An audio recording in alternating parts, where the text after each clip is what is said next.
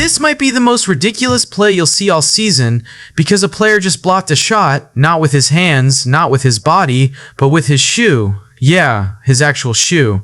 And somehow, it turned into a technical foul. But wait, how does that even make sense? How do you go from making a defensive play to literally giving the other team points? Because what just happened with Alex Caruso wasn't just weird, it broke the game for a moment. The play starts off completely normal. The Orlando Magic are moving the ball around, crisp passes. Smooth offense. Everything looks under control. The defense is rotating, trying to stay in front. Nothing unusual, just another possession. And then, the shot goes up. This is where it should be simple. Contest, block, or score. But instead, everything goes off script.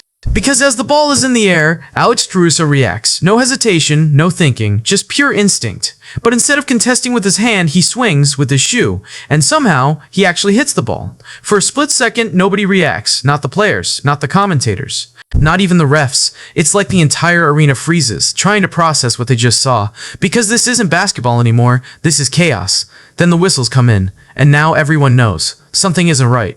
The referees start talking, looking at each other, trying to figure it out. Because, let's be real, when was the last time you saw this happen? Exactly, never. And this is where things flip completely. At first, it looks like one of the craziest blocks ever, but after the review, it turns into the exact opposite. The basket counts. And on top of that, it's a technical foul. Now think about that. You try to make a defensive play, and instead, you give up points and possession. That's brutal. But here's the real reason why. Because this isn't just about the play, it's about the rules. In basketball, you can use your hands. You can use your body. But the moment you use an object, it's no longer a legal play. And that's exactly what happened here. That shoe, that's not part of the game. So the second it touches the ball, the play is dead, no matter how insane it looked. And this is where it gets even more interesting, because Caruso didn't plan this. He wasn't thinking, let me block this with my shoe.